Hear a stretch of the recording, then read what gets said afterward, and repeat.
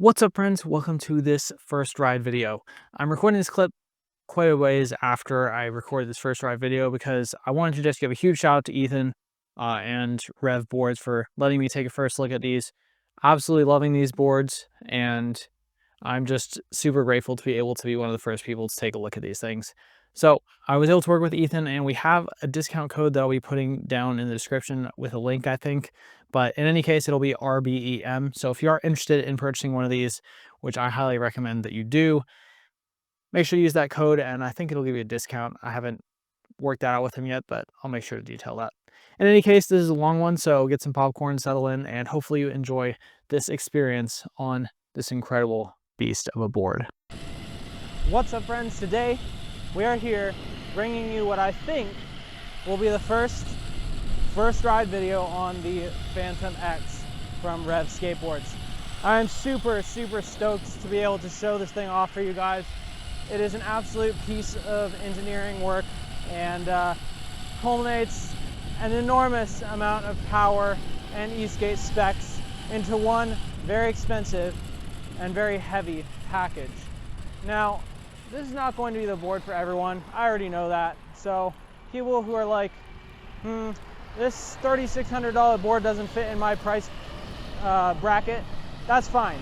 You should still watch to hear what you could possibly be experiencing.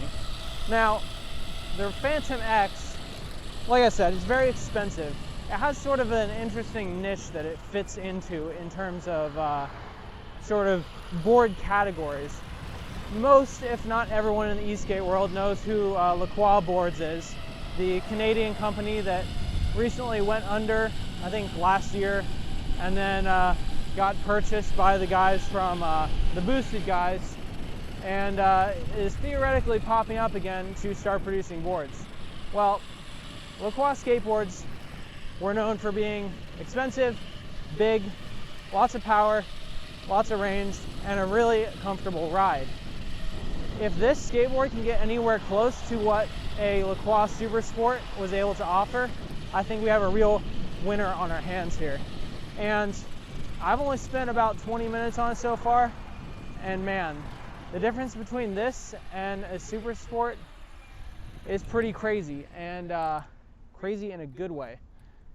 This thing has some very interesting trucks on it that REV is calling the SAT system, which is basically short for swing arm truck.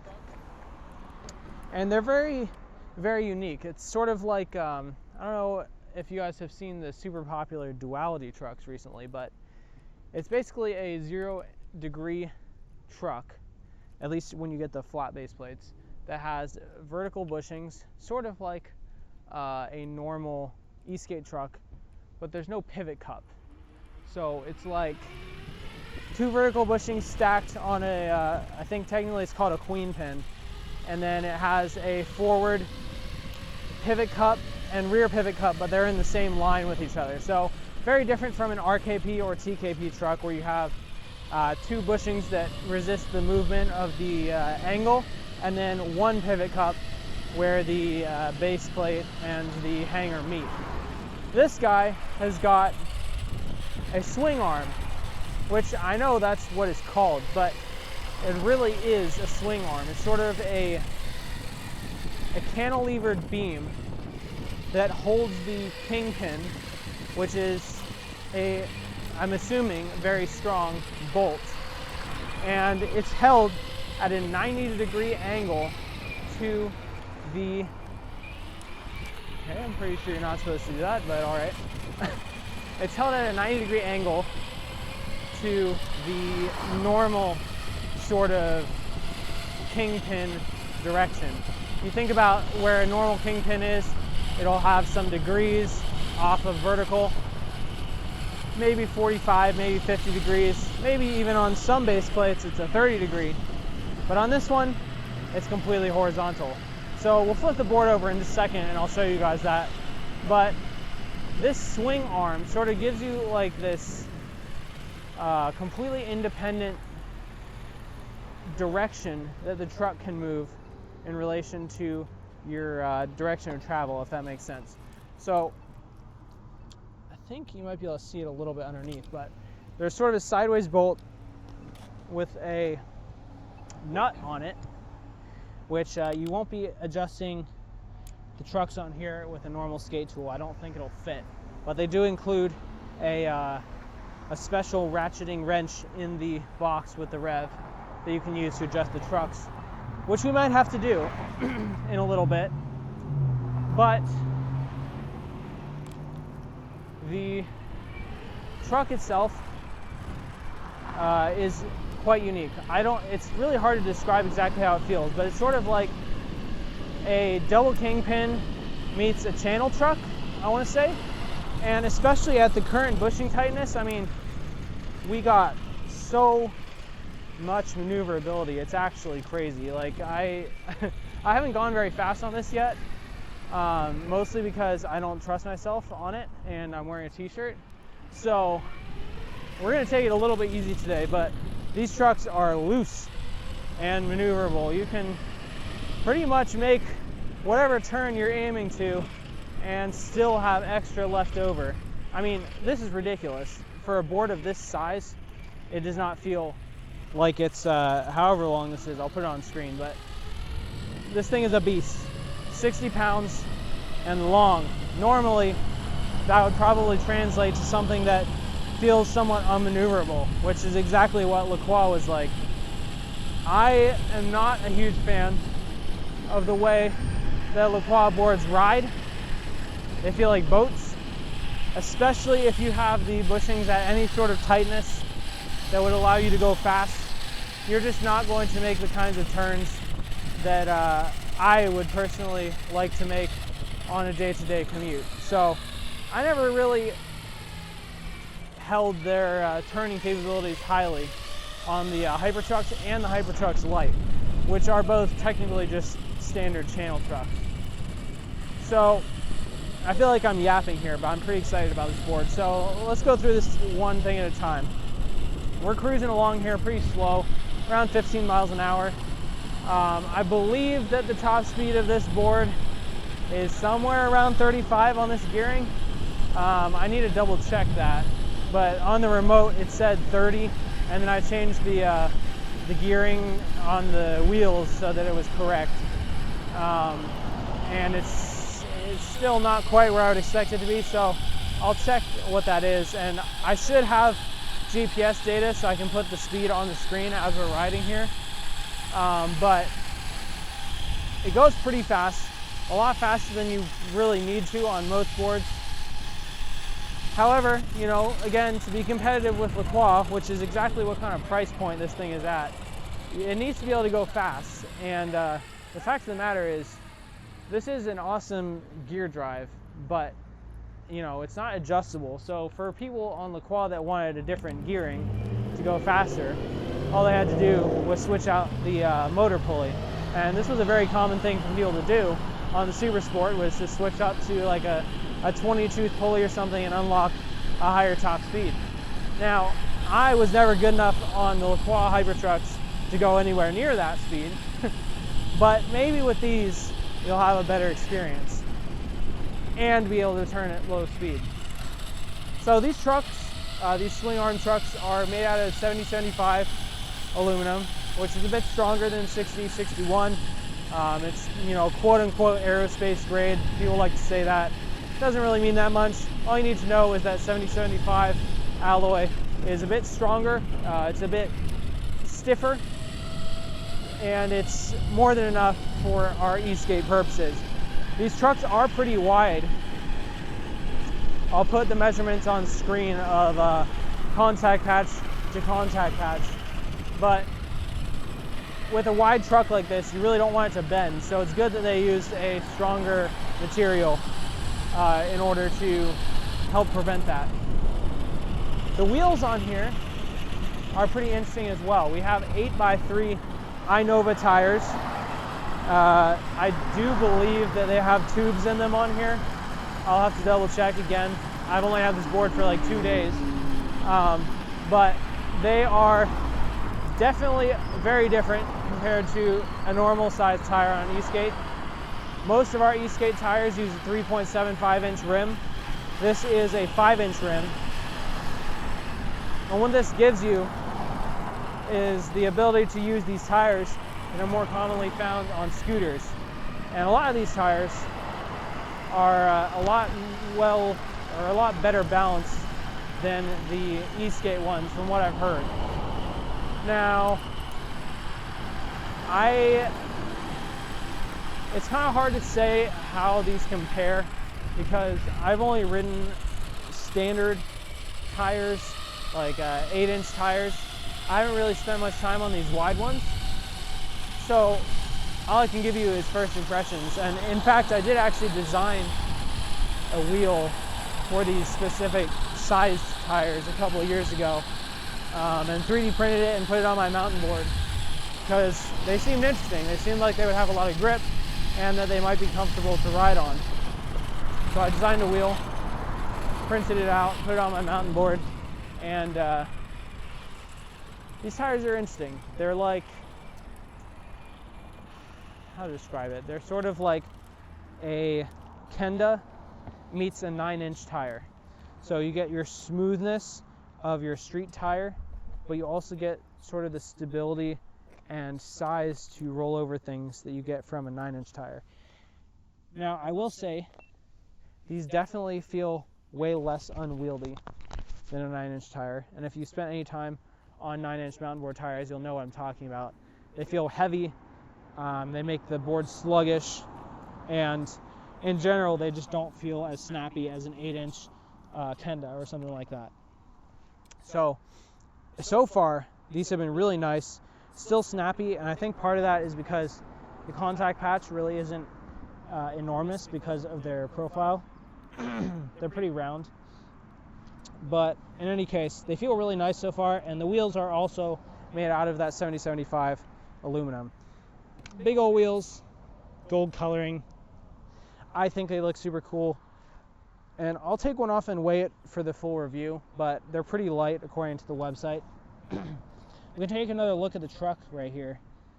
Really interesting, unique design. You've got your sort of pin here. I don't even know what to call it. King pin, queen pin, not sure. But this bolt goes through the base plate, has your bushings here, and then it bolts into the hanger. And then there is a secondary pivot axis here with another bolt that sort of makes it like a combination of a channel truck and a, I guess an RKP, but an RKP turned sideways. It's really hard to explain, but in any case, we got riptide bushings on here, and the first thing I noticed when I stepped on this board was that it felt incredibly loose. So I'll just demonstrate that again. I mean, we have so much turn here, it's actually crazy. I think I'm not used to that on a board of this size. So when I was first getting up to speed, you know, it felt a little bit wobbly because it reacts really fast. Sort of like how duality reacts. It'll just go as soon as you turn. And look at how small this turning circle is. I'm not even trying that hard. And we're able to do like a 10-foot radius. Pretty nuts on a board this size. Again, we have to keep things in perspective here. The only real competitors on the market for this are LaCroix in this size and price. It's LaCroix and then Lawrence. And then, I mean, you could kind of look at Propel or Lin Power or Own Board with their sort of flux motion clone sort of things. But this is really on a different power level than those. Different battery size, different weight and specs and stuff. It really compares to the LaCroix and the Lawrence more than anything else. And I think people that are in this board market, that's what they're going to be looking at. So let's talk about a couple other things on this board. First off, this is the first board on the market, period, that has the X-Way Rexus remote on a Vesque. So inside of here is a 21S capable Vesque. I believe it's a Maker X D100S that's outputting 140 motor amps per side. An incredible amount of power. not only is this the first Vesque powered China board that is of this caliber. I say that because Eovan technically had a Vesque as well. It didn't work out very well for them though. But it's also the first one that uses reacher motors. So in the back there, you have the massive 6485 motors, and these things are highly capable. They're something that almost all of us use in our race boards. They can do 140 amps no problem. They last a good while, they have good sensors, and they're quiet. People that have used flip sky motors before know that they do tend to have a bit of a squeal, a bit of a resonant frequency that they like to make noise at. Reachers, in my experience, have not really had that issue, which is nice because it lets you listen to the nice sound of those steel gears. Incredible. We're going to take this a little bit extra far on this ride because I know it's already going to get long, so I might as well just take advantage and talk about this board some more. And we're going to take it slow in this parking lot here and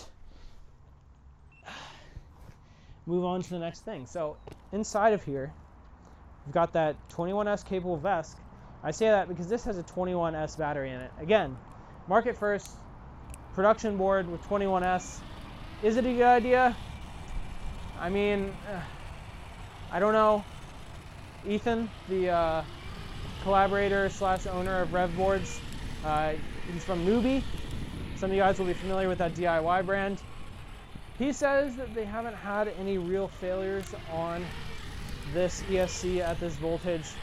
I've seen failures on this ESC at multiple different voltages, but a lot of this is just one of those DIY moments where it's like, oh, Vesque things, like you just expect things to fail, which is definitely not what you want from a production board. And I really hope that it doesn't cause issues for him. But it's a highly capable ESC with a lot of amps, so we'll see. We'll just have to see.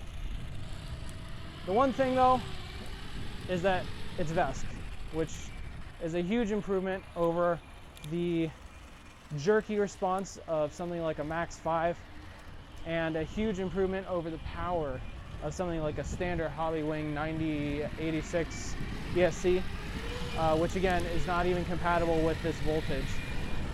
And as far as I know, there is not a Hobbywing ESC period that's compatible with 21S. Not one that's released anyway. X-Way has their 18S Hobbywing ESC. Backfire has, I believe it's a collaboration with Backfire to make the ESC for the Lorentz board.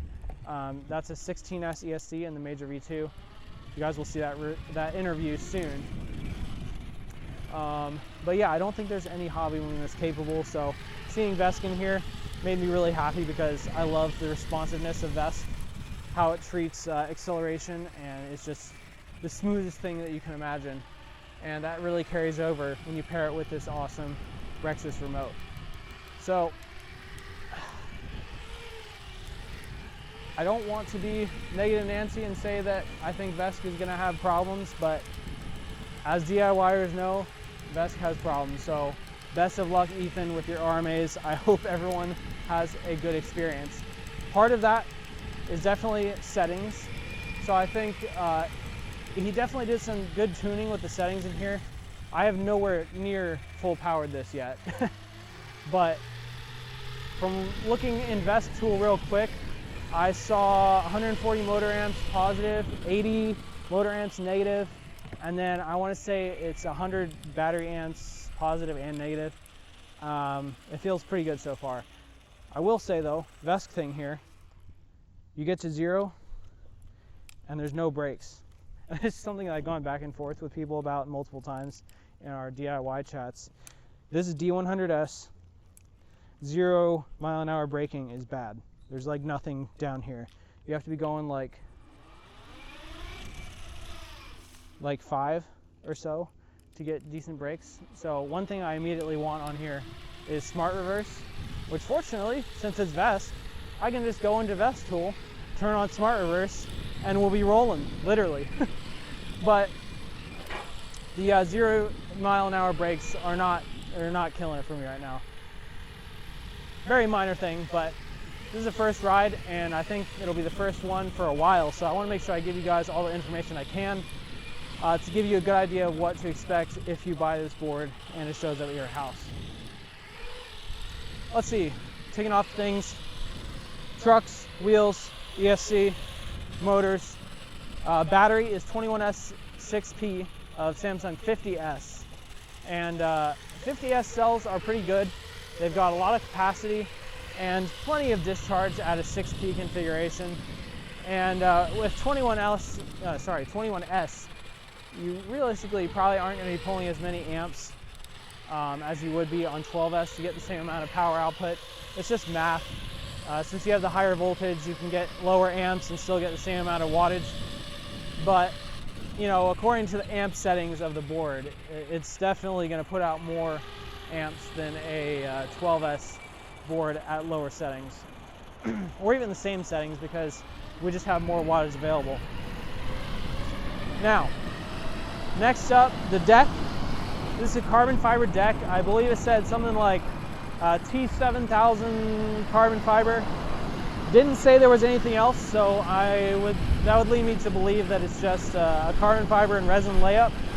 And honestly, it's very comfortable. Normally, pure carbon decks can be really heavy, which is probably part of why this board is so heavy. But they also don't usually have the best flex. This doesn't have a lot of flex, for sure. But if we just bounce on it real quick, we've got some in there, and it's enough that you can definitely feel it. It's not like riding on a plank, you know? It has some give to it. It has some concave to it, which is one thing that I was worried about. My feet don't like W concave, but fortunately, the concave on here is sort of just a, I don't know what you would want to call it, a U concave, a C concave. It's a nice smooth curve without something weird in the middle to throw off your arches. So far, I like it. However, we have to do a range test on this board for my review, and I am a little bit scared because range testing a 21S 6P battery of 50S cells sounds like a 5 to 6 hour job. I'm like not even joking, because when I did the N3 range test, which was 14S 6P of P42A, where I got around 35 miles on my standard testing route at the standard testing speeds, that took over 2 hours. And this battery, by watt hours, is a lot bigger. So we'll see how long that takes. But I will definitely capture it, and I don't know, maybe we'll do something interesting, ride with a friend and chat. I'm not really sure yet, but it's gonna be a long one. So I'm expecting, you know, companies always overstate their range, but when he says like 60 miles on his box, I actually think that this is one of the few boards that could get up there to 60 miles. Just the pure amount of watt hours, I think it's 2,300 watt hours on this thing, and a gear drive, and I think pretty efficient tires. You're really putting together a recipe for getting a lot of run time on your board. We shall see though. I will do the range test just like everyone else. This will get performance testing just like everyone else, which I'm also a little bit scared of because this thing has definitely got some kick to it. And I have not even really touched the power yet on here. Mostly because I'm in a t-shirt and this is my first ride. But, you know, we'll get there eventually. I want to put a lot of miles on this board while I have it, at least 150. We'll see what I can do because my schedule is pretty busy nowadays, but it will be an easy one to put a lot of miles on because it's comfortable. Like, I really thought this concave was going to cause some foot fatigue, but so far it just hasn't. Really comfortable, a bit of give to the deck, and my feet are not like super big, but they are still 10.5 to 11-ish. So small decks with a lot of flange on the edge really do get to me, and I have like medium arches. So it really does affect me on those longer riding times. And I just want to pause for a second here. We just went over a vibration bridge, and I'm not gonna lie, it felt like a normal road. I almost didn't feel that at all. This thing really has an ability to soak up bumps.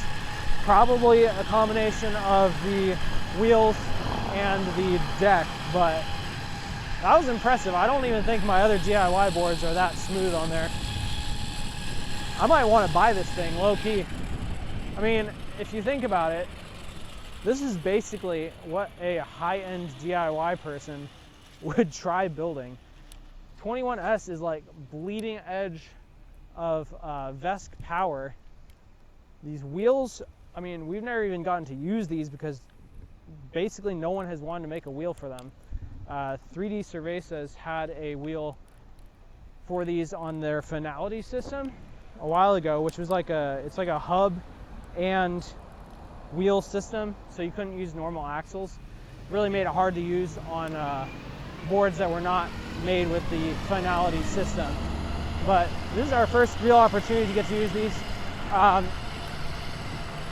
The only other board I think that has these is Lawrence, and it's not really as easy to adapt like a wheel like that to a standard drive system. And that actually gives us the perfect segue into what the drive system is on here, because at the back of the board here we have Newbie's 4-gear drive. Now I think he called them something different for Red Skateboard, like Tetra gear system, Tetra gear helical or something like that.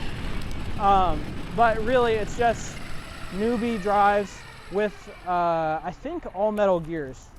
At least it sounds that way. I know he had talked at one point about making all metal gears for the regular 4-gear drives, but I think he actually did it for these. In the full review, we'll make sure to open them up and see what they look like, but I'm assuming it's just going to be his plastic gears, but steel instead, which is great because that means there's a very small chance of them shattering. And for the record, my experience with Newbie gear drives on the plastic gears has been perfectly fine. However, some individuals in the community with extreme performance needs, we'll say that, have shattered those plastic gears. So on something like this where you're spending an enormous amount of money, you really want something that's going to last a long time and take a beating, and steel on steel is going to do that for you. It obviously does increase the weight, but I don't really think the weight was a huge consideration when making this board. That pretty much covers all of the major specs of this. Of course, Rex's remote on here is great. You've got parking mode, which is like, you can set a timeout on the remote when you're not moving, so the remote will sort of lock, so you can't use the throttle. And then you just tap the little switch on the index finger, or on the middle finger, to unlock the remote. And you can turn that off in the settings, but I left it on here to see how it is, and honestly it's pretty good. I use the locking mode on the Hoyt Puck all the time, which I think would be like the only other good remote for this besides Z-Mode. And this implementation is pretty good as well, so I'm not mad about it. In terms of other specs on this board, let's see, random things. The grip tape is nice, it's super grippy, pretty large size sand or whatever you want to call it in there. Really sticks to your feet, the pattern is cool, and in terms of looking cool, this board is absolutely sick. I love the styling. I really like the combination of black and gold, or bronze and black, and this is a pretty much perfect fit for what I like in sort of a stealthy but flashy board. So really cool to see that styling here, and it all just fits together really well. The trucks are designed well, they look cool and unique. Can't complain about this looking like a LaCroix. Certainly not. I don't even think there's another board on the market that's super similar. You might compare it to like the Cali boards, but Cali, New York City is dead. Actually, now that I mention Cali, they did use tires like this on a couple of their boards. But, oh yeah, on the Cali XLR, the one that set people's houses on fire. We don't want that happening. But yeah, very unique looking board, very industrial looking. Really fits my style. Well, one other thing that I just remembered is this board has a smart BMS. And it's a smart BMS that our DIY community uses a lot. It's a JBD, so you're able to look at the battery voltage down to the cell level whenever you want using the Xiaosheng app. And pretty useful feature to have. I always like having a smart BMS on board to keep track of things and see how my cells are doing. So really cool to see that in here. Again, this is pretty much what an advanced DIYer with a lot of money would build, except this has custom components that you couldn't even get. So really huge props to Ethan for what he's put together here on this project. And I hope he's able to sell a lot of these because they deserve to be ridden. And I probably haven't shown off like a crazy amount of what this can even do in this video. My goal is to do that in the review, but it just feels so nice. Nice to carve, nice in a straight line, nice at slow speed. I can't say how it feels at high speed, but give this a second. Look here. Let's look at the articulation of these trucks. There's one thing. Oh, again, wish I had smart reverse here. The articulation of these trucks is kind of like on the website. You can see a picture of it like resting up on a tree. I'm gonna go back here in a second. But watch how much this turns when we go over this. We just have so much there. I'm not sure if that's good or bad, but it sure makes it nice to turn at low speed. We actually have a parking lot over here with some gravel in it. And I'm interested to see if these tires can handle the gravel at this width, because most 8-inch tires are too skinny and they just fall into it. I don't think I'm gonna be able to turn around, but oh, they actually are kind of handling it. It's not as thick here as the other end, but oh, there we go. That's to be expected. I don't think any board can make it through there, but it did better than some of the other boards. Boards with the skinnier tires sort of just fall into it instantly and you get launched off the board. So pretty cool. I really do like the feel of these tires though so far. It's gonna take me some time to form a full opinion on them, but got great shock absorption despite the sidewall size, and they have pretty good grip, especially with how much these trucks can turn. You can really feel the wheels gripping. We're gonna go back here and show off that articulation again on this giant bump.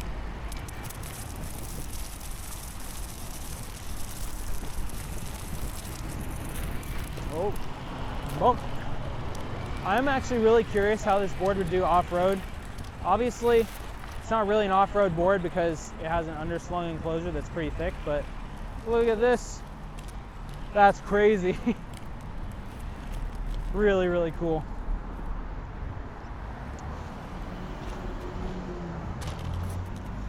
Heavy, heavy. Again, really not a problem when you're riding it, but if you have to hike this up a couple stories of stairs or something, you're going to be suffering.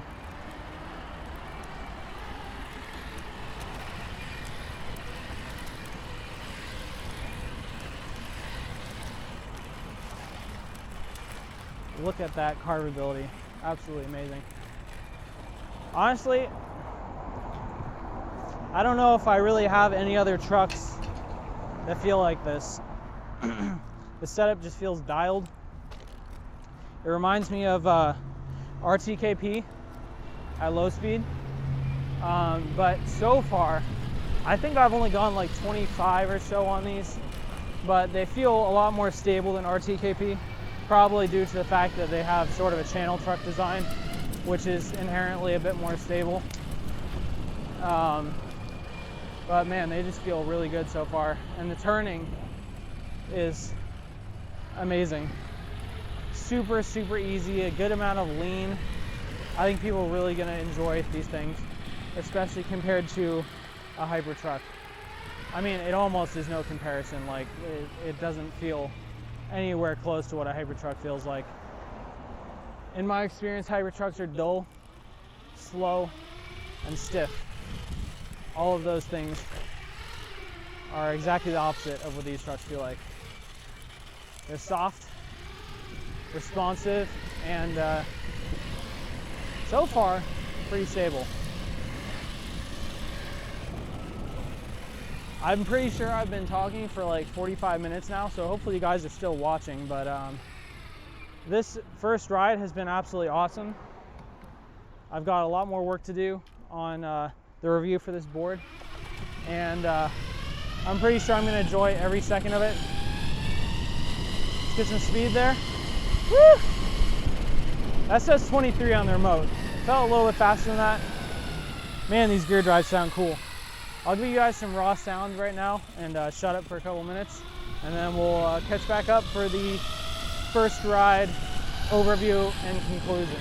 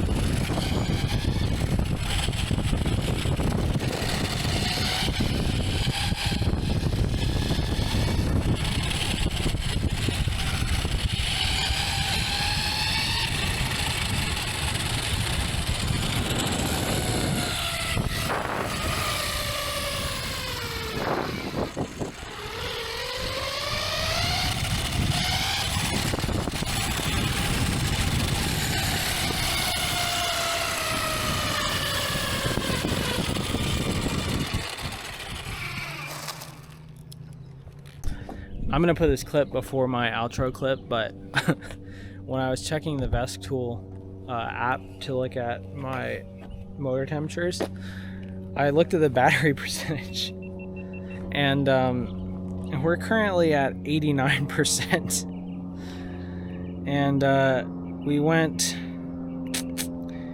let me double check. We went 8.7 miles and used 11% of the battery. So, this range test is going to take a long time. But man, this thing has some range. Alrighty, so first ride on the Phantom X.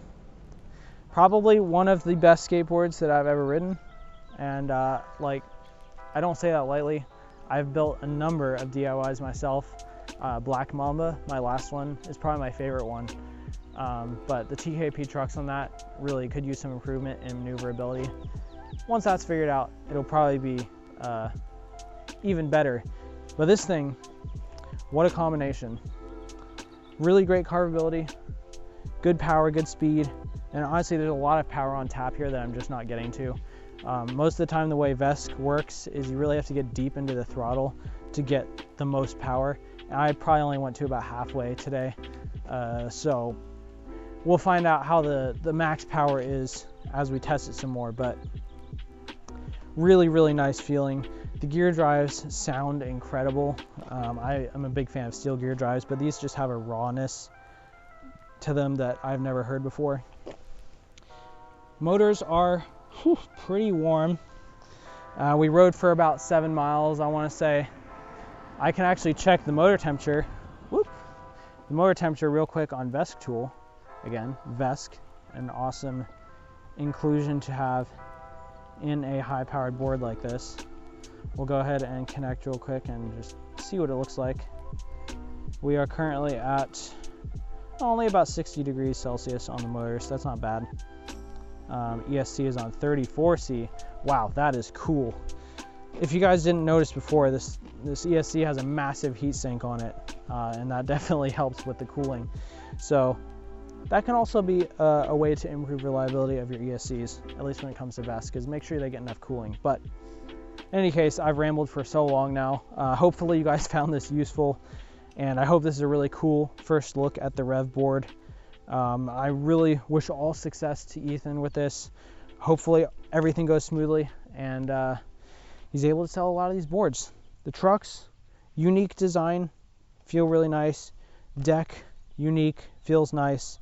If you've ever stood on a Cali XLR, this is incomparable. This is miles better than the Cali XLR, and this can actually turn. So I don't really know what else there is to say right now, but thank you so much, Ethan, for giving me the opportunity to take a look at this first and let the world know how great this thing is. So hopefully you guys enjoyed this video, and keep up to date with me on Instagram. I'll probably be posting stories of me riding this, and maybe a reel or two, and I'll put that down below. But for now, thanks for watching. Stay safe, keep on riding, and peace out.